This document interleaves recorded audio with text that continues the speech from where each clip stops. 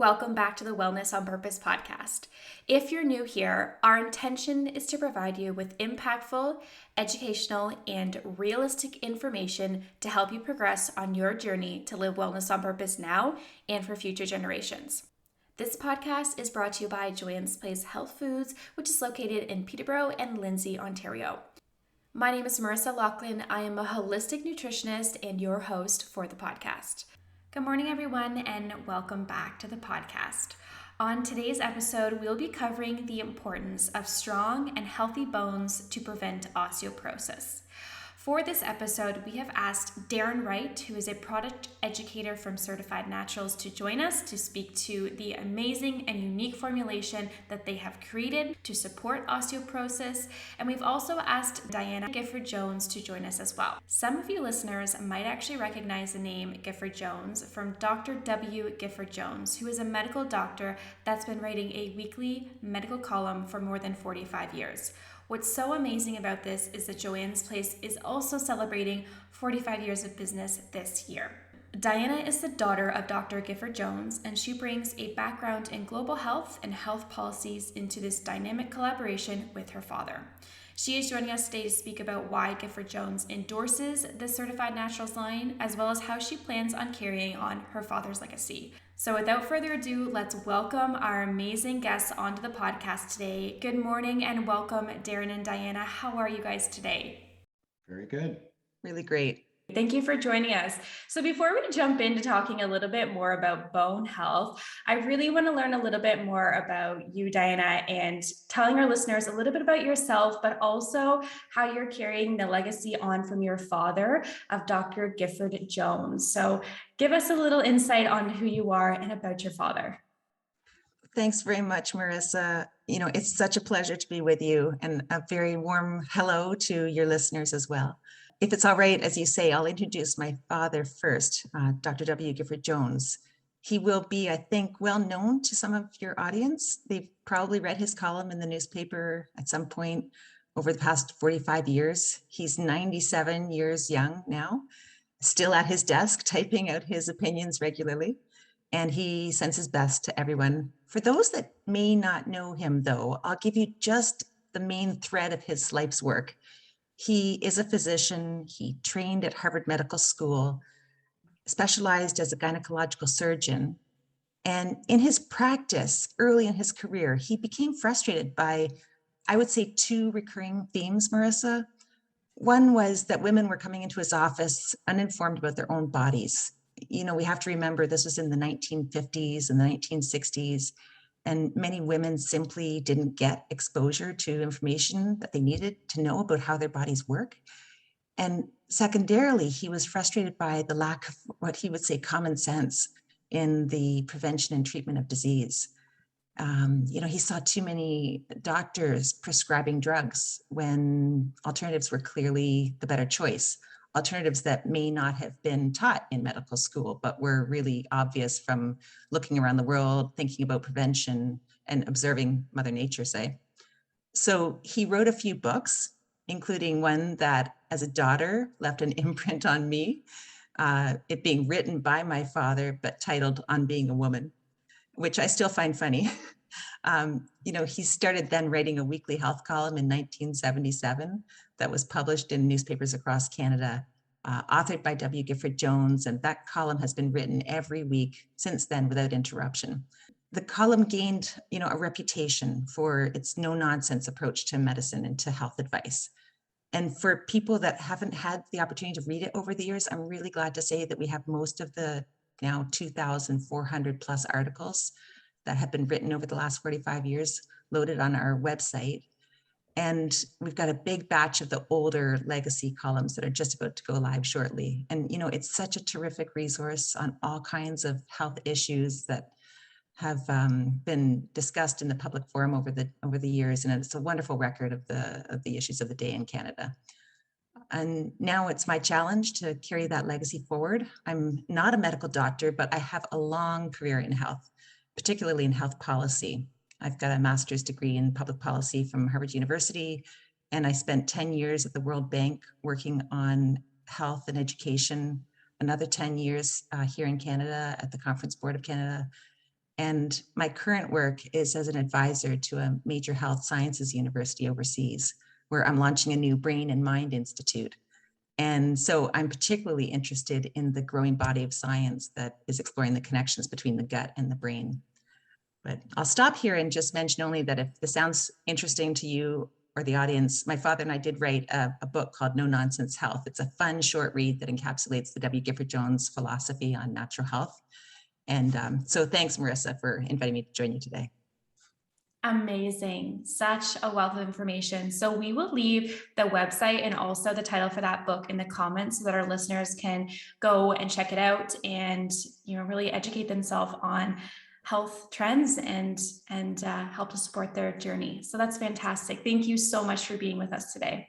Okay, so in addition to Diana, we also have product educator Darren Wright joining us, and he's going to be speaking with Diana to talk about bone health and prevention of osteoporosis. So welcome, Darren. Thank you so much for joining us today. How about you start by telling our listeners a little bit about yourself and Certified Naturals as a company?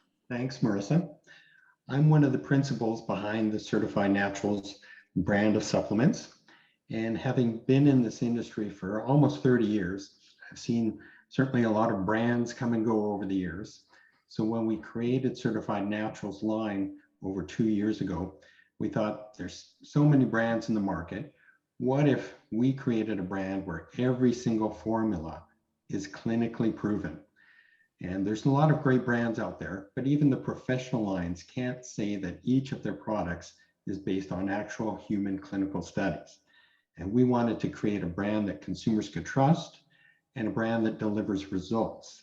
And that's why we refer to the brand as research-based supplements. So we look for the best clinically studied ingredients around the world, use the same dosages from those clinical studies, and we make these high-quality supplements right here in Canada to meet Health Canada standards.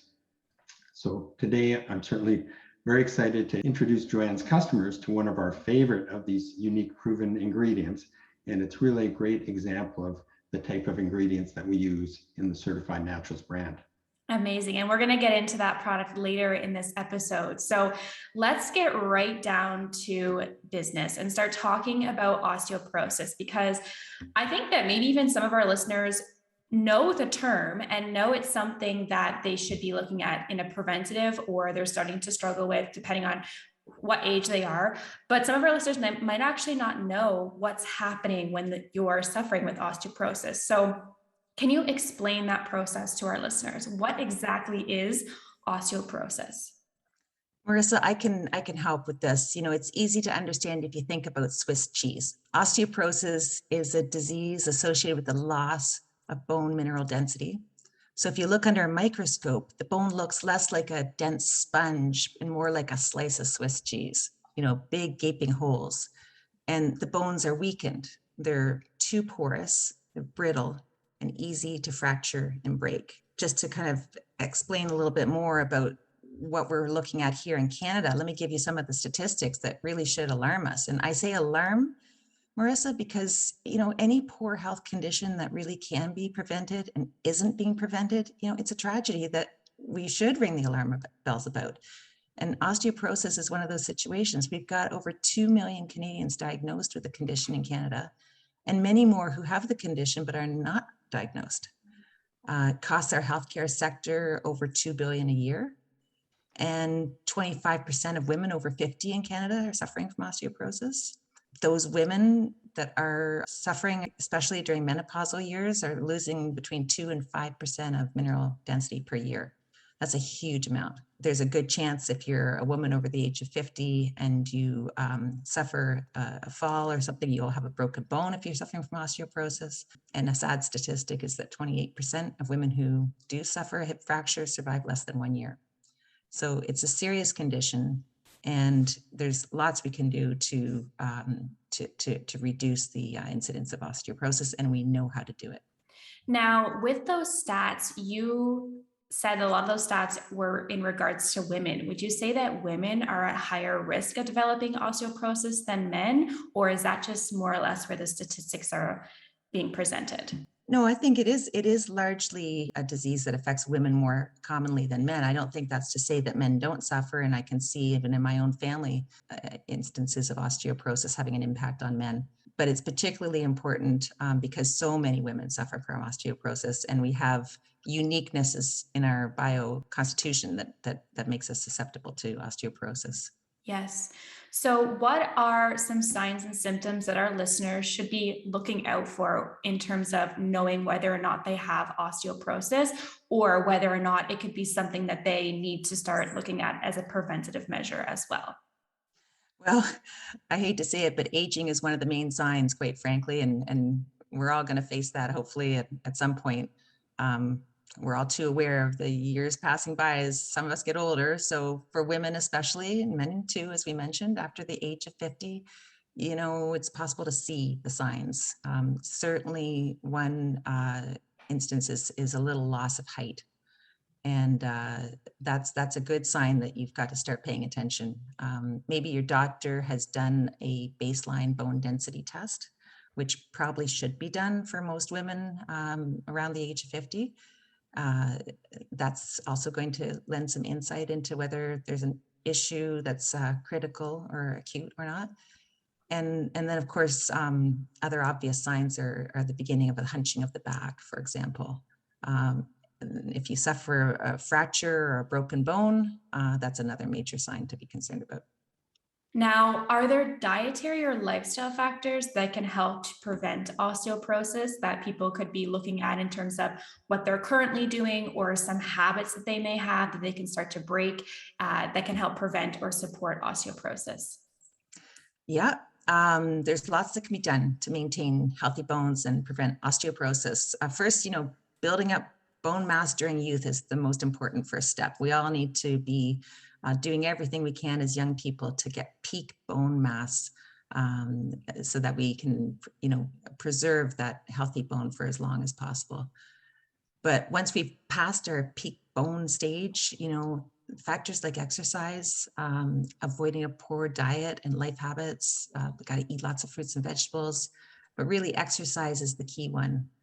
And the buzzwords are, weight-bearing exercises for bone health. And I have to confess that always turned me off just a little bit because I'm one of those super busy women. And when I do have time to, carve out for exercise, the idea that I had to do something called weight-bearing exercise, gave me the impression I needed to go to the gym where you pump iron like Arnold Schwarzenegger. But in fact, weight-bearing exercise can be as simple as walking. That's a weight-bearing exercise. Walking is one of the best ways to maintain good health, not just for bones, but for a lot of things. So the point is, you don't have to pump iron to prevent osteoporosis, but you do need to get up from your chair and get active. And when we talk about diet, I'm sure we'll talk about that in a bit greater detail, but we've got to take enough calcium through our foods or supplements. We can't produce calcium, we have to eat it. So for people like me, even with the intention of the best diet every day, I really do make sure to supplement my calcium to ensure I don't have any gaps, because I'm in that very high risk group. And I don't want to suffer unnecessarily from depleted calcium in my bones. And I should say, that for women who are reaching the age of 50, and I'm post 50, and especially menopausal women, it's a well-known fact that these women are at high risk of losing bone density very quickly. And so most doctors for women that are menopausal will recommend an increase in calcium.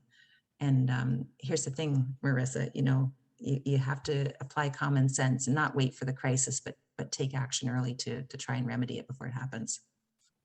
Absolutely. Looking at it in a preventative standpoint, especially if it's something that may run in the family for you. Is it possible to rebuild bone, or does supplementation just maintain where your bone density is at and just slow the progression of it? Or is it possible to rebuild? This is a great question, and I think Darren will have some views on it as well. But I will add, there's emerging research that's showing that it may be possible. It traditionally has been a very, very difficult claim to make that we can rebuild our bone density. It seems to be a one-way loss story. But I think recently we're starting to see some signs of hope that we can do a little bit to reverse the loss, at least slow it down for sure. That's where I think, diet and supplementation needs to be combined. And I'd like to invite Darren to come in and say a word or two from his perspective about this. In terms of rebuilding bone, there certainly is some evidence that that can be done. It's very challenging, of course, to change someone from having osteoporosis to bringing them out of that stage, but certainly there is some evidence where bone mineral density can be increased. What's fantastic is you're saying that it's possible. There's hope that we can rebuild bone, whether it's looking at lifestyle, supplementation, diet, which is fantastic. But when someone's diagnosed with osteoporosis and they look at trying to change some of these different avenues of supporting their body, what's going to happen if they don't make change? What's going to happen if they just continue to live the lifestyle that they're living that's contributing to their osteoporosis?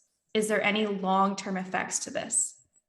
Absolutely. I mean, they're getting higher and higher risk. They're doing nothing, this is a consequence of life. We have to understand as we all get older, and my father would tell you this, it's no fun, especially when you start to get really old.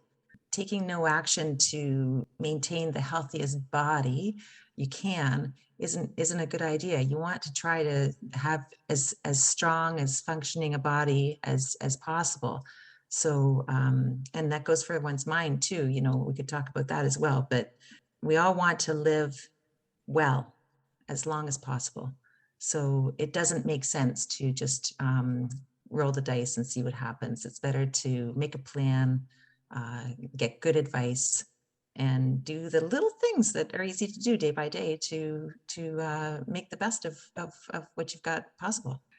And to build on that, Diana, if one does not address it, if you look long term, not only are you increasing your risk of bone fracture, but it also affects your mobility.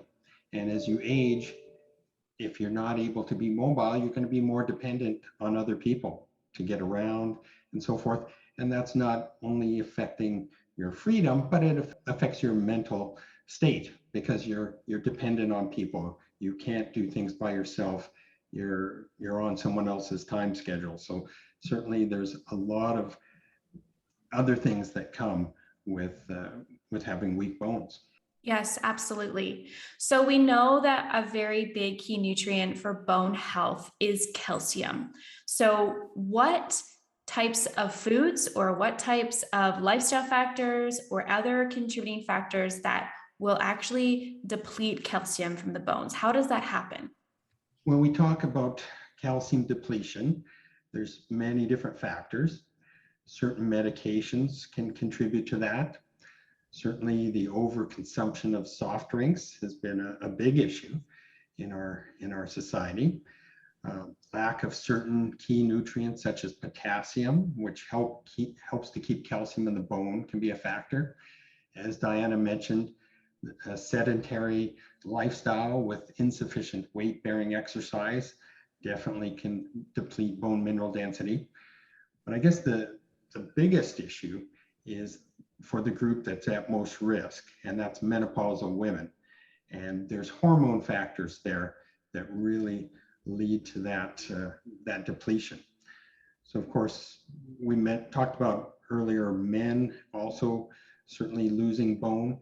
They don't have as much incidence of osteoporosis because they have denser skeletons to begin with.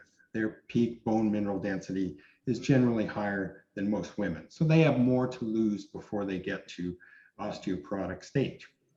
But when women hit menopause, that's the age where production of the hormone estrogen slows down and eventually stops. And when estrogen is low, something called parathyroid hormone has nothing to inhibit it anymore. So it starts to rise, and PTH, parathyroid hormone, it sends a message to the bones to release calcium from the bones into the bloodstream. And essentially what is happening is that the osteoclasts, which break down old bone, which is a good thing because we want to break down unhealthy old bone, But these osteoclasts become too active, and our osteoblasts, which make new bone, can't keep up with the osteoclasts, which are no longer inhibited. So we're getting a net loss of bone, and that can certainly lead to osteopenia, which is low calcium in the bones, or as we've talked about, osteoporosis, where you've got a net loss of bone to the degree where you've got an increased risk of fracture. And as Diana said, it can be very devastating, especially in those early years of menopause, where women can lose 2 to 5% in a single year of their bone mineral density.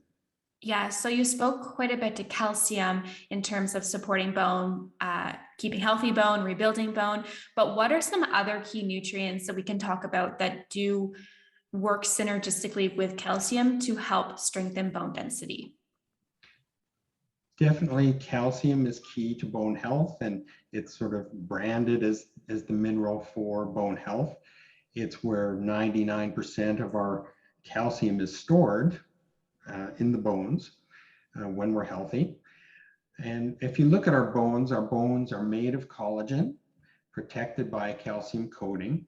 And you could almost think of our bones as collagen being the rebar cores of our bones, and calcium is the cement that encases and protects our bones. But generally, there are other nutrients that are very important besides calcium, and 12 minerals in particular that are really essential. And those would be magnesium, potassium, zinc, boron, selenium, iodine, copper, manganese, chromium, silica, vanadium, and molybdenum. And we certainly can't forget about vitamins as well, particularly vitamin D for the absorption of calcium, vitamin K2 for making sure that calcium is getting to the bones, and then vitamin C for the production of collagen. So lots of key nutrients that's really important here to make sure that people are getting in their diets and in their supplements to support bone density. So Certified Naturals has a very unique combination and formulation of calcium magnesium to prevent osteoporosis. So what are the key components of this formulation that differ from other calcium and magnesium formulations on the market that really stand alone in terms of supporting osteoporosis? Well, you're right, Marissa. Our calcium magnesium formula is very different from the majority of the supplements you would find on the market. And the main difference is the source of the minerals that we use for the formula. So most calcium supplements on the market would come from calcium that is mined from limestone or rock, if you will. Whether it's carbonate, citrate, or bisglycinate, it starts from a rock source that's mined from the ground. Our mineral source is a branded ingredient called aquamin. It's not a rock source at all. It is actually a plant source, which is why our product is called plant source calcium magnesium. The source of our minerals is a plant. It's a red algae with the name Lithothamnium calcareum. And this algae is harvested off the waters of Iceland.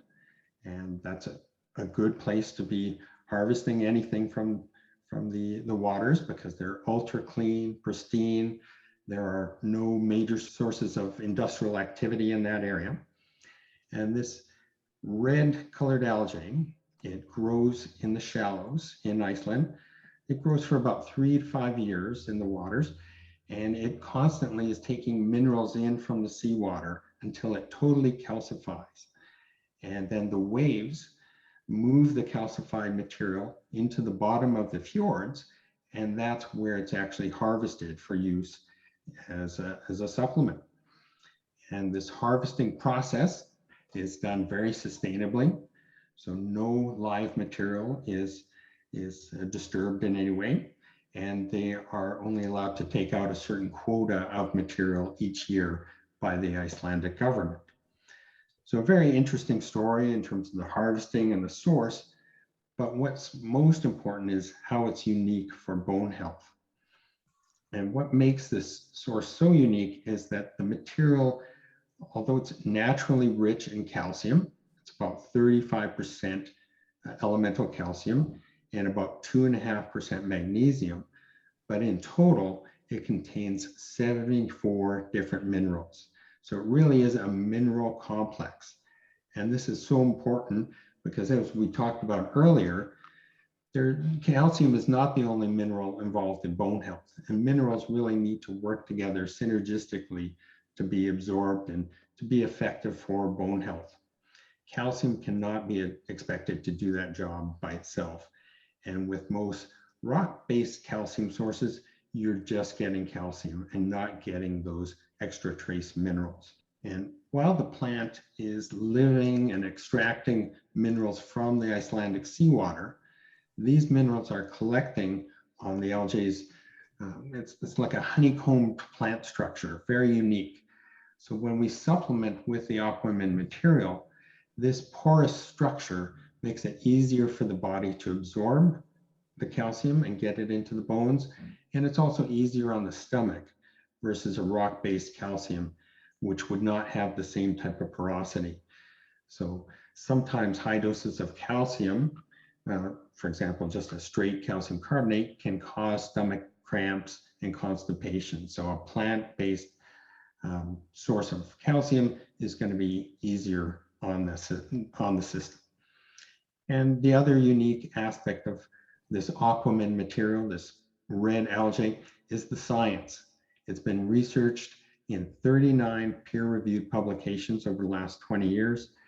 And it's looked at such health benefits as bone health, certainly, but also joint health, athletic support, brain health, and even digestive health. And some of the latest studies have focused on its benefits for the microbiome. Amazing. So I think what we really want to highlight here to our listeners is that the bioavailability of this product is so superior. It's very easy to digest. It has all of those nutrients that we spoke about that are important for bone health. And then, as you just mentioned, there's so many other issues that it supports, mood, the microbiome, our joints. So it really is a fantastic product that kind of covers all of those areas that the body will need the support from. So just for our listeners, there are two ways in which they can supplement with this. There is the capsule versus the liquid formulation. Are they the exact same in terms of dosages? Would you recommend one versus the other, depending on what someone might be looking for, just to help our listeners navigate which option would be best for them? Both are a great way to take the product, and ultimately the key minerals are the same in each. So you've got calcium and magnesium. With an Aquamin-based supplement, we go by the clinical studies. So in each dose, we're looking at getting 400 milligrams of calcium from the Aquamin source in each dose. So in terms of the liquid, that would be 1 tablespoon. In terms of the capsules, you would take 2 at one time. So really the major difference is how you like to take your supplements. If you're someone who doesn't like taking tablets or capsules, then the liquid is certainly a very good choice, very easy to swallow and quickly absorbed because it's already in a liquid form. The nice thing about the liquid form is that if you're someone that has any acid reflux, it's a very alkalinizing formula, so it can really put out that fire that you're experiencing in the stomach. In terms of the capsule, it's certainly more convenient, especially if you're traveling. You don't have to refrigerate it, whereas the liquid does need to be refrigerated.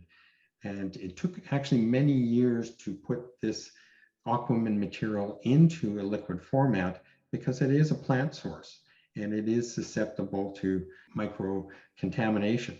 It will go bad if you leave it out for too long. So it does need to be kept in the fridge once the bottle's opened.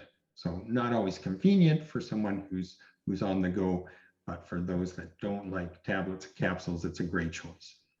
Amazing. I really appreciate when there's different options depending on what people prefer, because there are people who will travel that would prefer their pills or the simplicity of taking pills, but there are many people who can't take pills. So a liquid option is a great fit for them.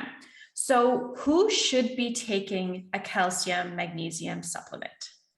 So certainly the segment of the population that is most at risk from osteoporosis is clearly menopausal women, as Diana mentioned earlier. With that reduction of estrogen during menopause and parathyroid hormone no longer being inhibited, calcium is being released from the bones. So that's a major issue. Men certainly do lose bone and can be osteoporotic, but it's less likely, but certainly depending on the individual, men certainly may consider calcium supplementation. But a group that's not often talked about is younger women. Younger women between the ages of 19 and into the mid-20s, they might not be at risk of being osteoporotic at the present, but this younger age is when women reach maximum bone density. And once you hit your peak bone mineral density, it's going to naturally decline due to age and then the hormonal factors that we mentioned once menopause kicks in. So the question is, have you built your peak bone high enough to keep osteoporosis away? So younger women between 19 and 30 should definitely consider supplementing with calcium and other bone factors to maximize their bone peak. And actually, Diana, I know that you've got your own personal journey with calcium supplementation. So would you be willing to share that? Absolutely. As I am trying to carry forward this work of my father and become a sort of a personal expert on my own story, I did go in to have a bone density test done, and I was surprised to discover that I have osteopenia. These supplements are very important to me right now. I'm menopausal and don't want to lose that 2 to 5% year by year in the immediate short term right now. So Marissa, I'm a big fan of the calcium magnesium product because I know it's going to make a difference to me. And I have to say I'm a personal big fan of the liquid form. I think it tastes terrific and it's smooth. You wouldn't believe it's a calcium supplement. You got to try it to believe it. And I also travel a lot. So the capsules are ideal for me when I'm traveling. But I think the proof will be in the pudding in say 2 or 3 years from now, 4 or 5 years from now, when I compare my baseline bone density test with another one that I'll take down the road and see the exact outcome of a really committed regimen that I'm on for the present time. That's a great point. And Darren, I'm really grateful that you mentioned that younger age, 19 up to 30 is also important to be considering, because when we talked about how menopausal women are maybe the people who are most at risk, when we talk about menopause, some people will think 50 and above, but menopause is happening at such a younger age these days. I know people 35, late 30s, early 40s that are already hitting menopause. So to think like 19 to 30, you may not be that far off. So definitely thinking preventatively for that is very important. Now, do you think that there's anybody who should not be taking a calcium and magnesium supplement? Ultimately, one supplements with calcium if they're not getting enough calcium. That's the bottom line. If someone could get enough from their diet, then they wouldn't need to supplement with calcium. But overall, I don't think there's anyone who wouldn't benefit from taking a calcium magnesium supplement, as these two minerals are number 2 and number 3 in terms of nutrients that are lacking in the Canadian population. So one factor to consider is that the mineral content of a lot of our foods these days is not what it once was due to modern farming practices. So we need minerals. I will mention that our specific plant source calcium magnesium supplements are actually only for adults, as they do contain added boron. And boron is a mineral involved in bone health and very important, but Health Canada has not yet established a safe supplemental dose for children when it comes to boron. Okay, good to know. Now, one question I get a lot of in store and with my clients is what is the best time to take calcium magnesium? In the morning, before bed, with a meal, without a meal? How should someone be supplementing with it? Well, for both calcium and magnesium, you don't want to take excessive doses at any one time. So you want to split the dosage probably over 2 times during the day. In the case of calcium, we know that anything over 500 milligrams of elemental calcium at one time really means that absorption is going to drop off a cliff. So with Certified Naturals plant source calcium, each dose is 400 milligrams. So that's going to fit comfortably into the maximizing your absorption, whether that's 1 tablespoon of the liquid or 2 capsules in the case of the capsule format for a single dose. And the studies that have been done on Aquamin have been done at 800 milligrams taken over 2 times per day. So Marissa, when you ask what time of the day to take it, you certainly want to take calcium with a meal. That's going to be good and cut down on any stomach discomfort, even though certainly the Aquamin is easier on the stomach than other forms of calcium. So picking either morning or lunch to take your first dose. And then the second dose, we usually recommend to take later in the day with dinner, because minerals are excellent to take later in the day. They help set the body up for sleep. And of course, you do a lot of your healing at night. So you want those minerals to be there. And then, of course, in the case of magnesium, if you're taking over 350 milligrams in a single dose, there's going to be the risk of diarrhea.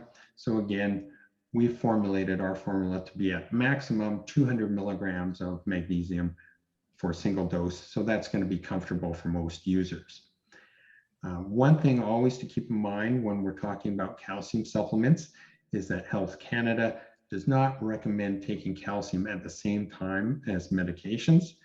The reason being calcium intake can adversely affect the absorption of some of your medications, and you certainly don't want to affect the medications you're taking, because your doctor probably has you on that for a very good reason.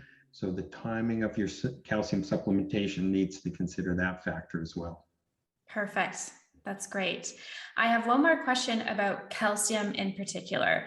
There is some misinformation out there in terms of calcium affecting the cardiovascular system, or that could cause kidney stones or even other health concerns. So is there any concern to taking this formulation that will negatively affect the body in terms of the cardiovascular, kidney stones, or any other bodily function?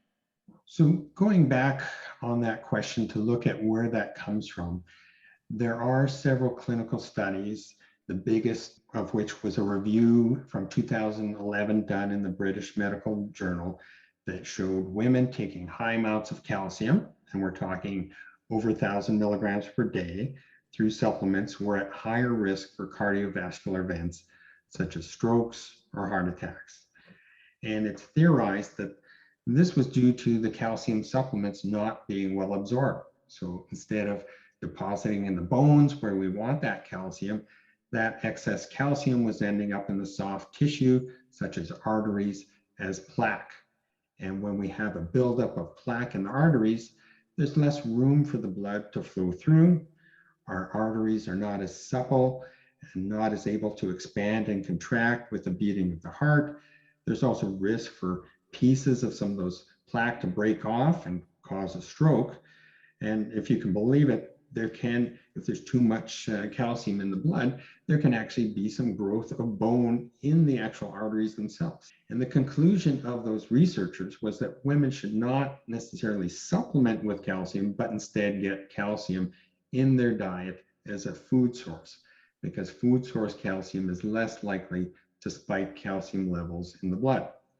Now, of course, that's easier said than done and caused a lot of confusion because a lot of people don't get enough calcium in their diet. And that's what really makes the Certified Naturals plant source calcium such an attractive option, because it's coming from a plant source. Yes, we've put it in a supplemental form such as the liquid or capsules, but it really is a food source of calcium, like the researchers are recommending. And it's better absorbed by the body for some of the reasons we mentioned earlier. And the other thing to consider that it was not addressed in those studies at all that looked at calcium and heart health is vitamin K2. It's certainly well known that vitamin D helps with calcium absorption. Almost everyone knows that these days. But what is lesser known is that vitamin K2 is the nutrient that directs calcium to the bone versus the soft tissues like arteries. And we do know that the North American population is critically low in vitamin K2. That's a long story in itself, but basically the animals we consume or use byproducts from, they are now primarily grain-fed versus being grass-fed as they were in the past. So they are not taking in K1 from the grass, which would convert to K2 when we are consuming those byproducts. So people are low in K2. And that's why we've added K2 to the plant source calcium magnesium formulations to ensure that the calcium is going to the bones, even though we have a very good absorbable source of calcium.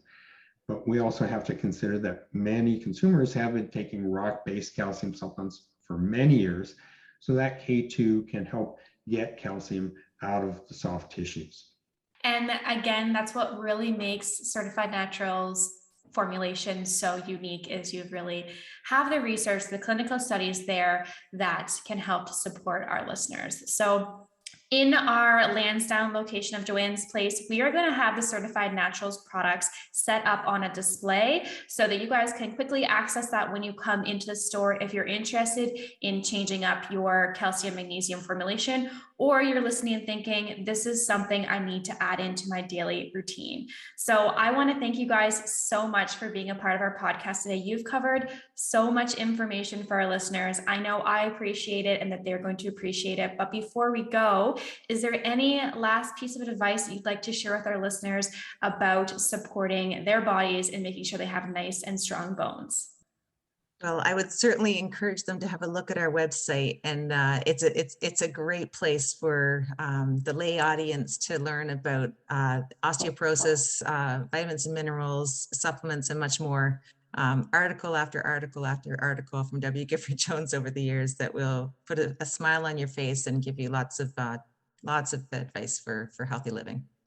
And just to build on that, I think listeners need to understand that calcium is important for bone health, but as has been discussed through this podcast, there's a lot of angles you need to come at bone health, such as lifestyle and weight-bearing exercises. That's all important. You can't just rely on calcium alone. It is really a lifestyle change that people need to make for their long-term health.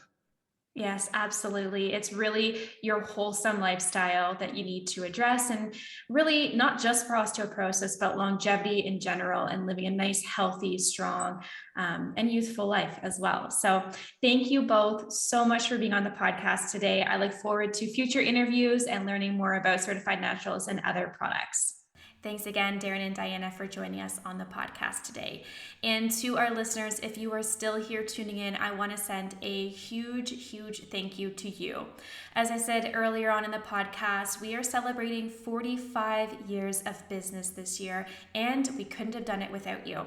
Starting this Friday, September 24th, is the kickoff to our celebration of our 45 years. So be sure to visit us in store to see what's going on, as well as follow us on social media for some amazing giveaways to come. You guys know what to do here. Please subscribe to our channel so that you do not miss any notifications as soon as a new episode is released. And be sure to share on social media that you're listening to the Wellness on Purpose podcast.